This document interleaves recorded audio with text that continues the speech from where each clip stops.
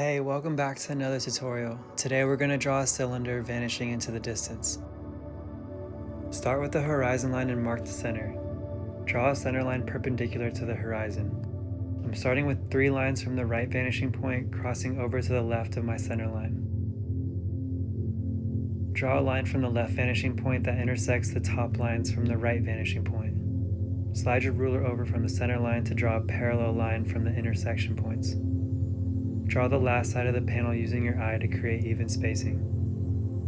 Find the center of this panel using the cross section. Connect the points of intersection to create an ellipse.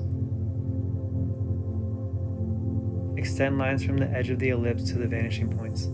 Draw curves between the vanishing lines that are similar to the curves of the ellipse.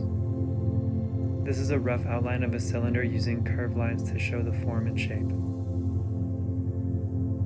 Now let's draw a panel using the existing vanishing lines. Make sure the first panel has a vanishing line coming from every corner. My new panel is following the path of the first panel we drew. Find the cross sections of the new panel. Draw an ellipse inside. Now I will draw a hidden panel behind this, staying inside of the vanishing lines.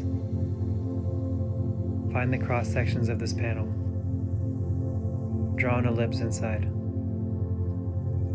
Draw one more panel staying within the vanishing lines. Find the cross sections of the panel. Draw an ellipse inside.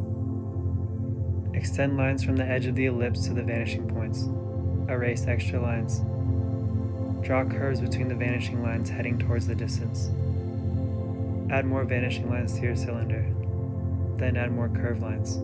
You can add curves and vanishing lines to the inside of the cylinder to make it hollow.